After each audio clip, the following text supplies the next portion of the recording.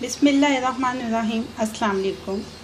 Eid ul Azha special की जो recipe मैं आज आपके साथ शेयर कर रही हूँ वो है पंजाबी मटन कढ़ाई।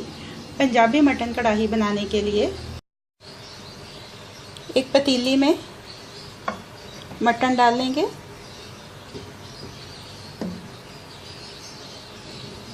हस्बे ज़रूरत पानी का शामिल कर देंगे। इसमें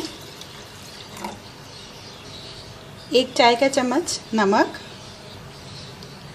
ढक्कन लगाकर अब इसको इतनी देर तक पकाएंगे कि ये मटन जो है ये हाफ टेंडर हो जाए।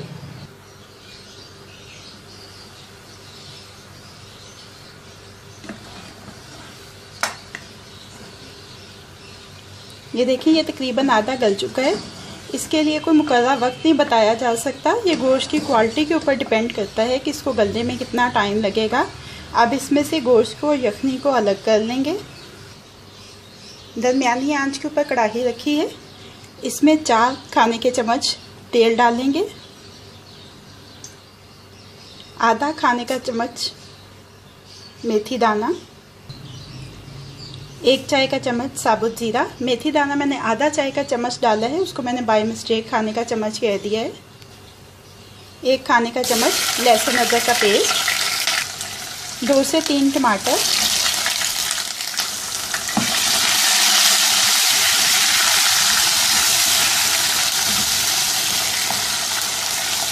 अच्छी तरह से मिक्स कर लेंगे।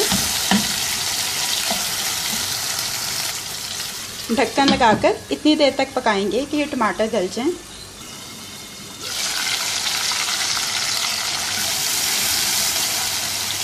ये देखें टमाटर गल चुके हैं। अब इसमें शामिल करेंगे मटन जो आधा गला के रखा था।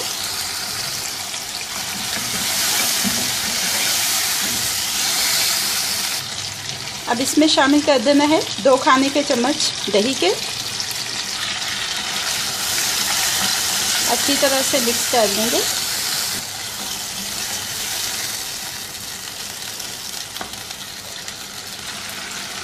एक चाय का चम्मच कुटी हुई काली मिर्च, 1 चाय का चम्मच धनिया पाउडर, 1 चाय का चम्मच ज़ीरा पाउडर, आधा चाय का चम्मच हल्दी पाउडर, 1 चाय का चम्मच कुटी हुई लाल मिर्च, 1/4 चाय का चम्मच जायफल और जावित्री का पाउडर, 1/4 चाय का चम्मच दालचीनी का पाउडर।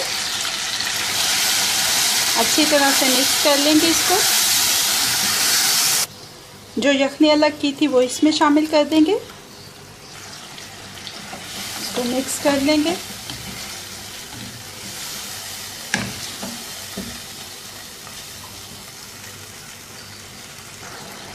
दो से 3 सब्ज़ मिर्चें कटी हुई शामिल कर देनी है। ढक्कन लगाकर 10 से 12 मिनट तक धीमी आंच के ऊपर पकाएंगे इसको। तकरीबन 12 मिनट हो चुके हैं।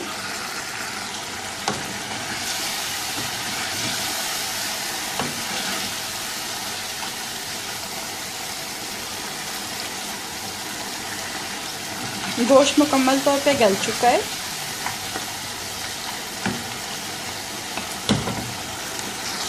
अब इसमें शामिल करेंगे आधा चाय का चम्मच गरम मसाला पाउडर, जूलियन कट कटा हुआ अदरक, 1 सब्ज़ मिर्च बारीक कटी हुई, सब्ज़ धनिया बारीक कटा हुआ। इसको मिक्स कर लेंगे। पंजाबी मटन कढ़ाई रेडी हो गई है। पंजाबी मटन कढ़ाई को डिश आउट कर लिया है। अब ये रेडी टू सर्व है।